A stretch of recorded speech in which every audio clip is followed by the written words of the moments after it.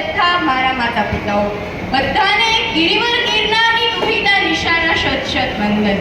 પરમ કૃપાળુ પરમાત્માની અવિરત કૃપાથી અહો ભાગ્યક ભૂમિ, શૈલ, સરિતા, સમુદ્ર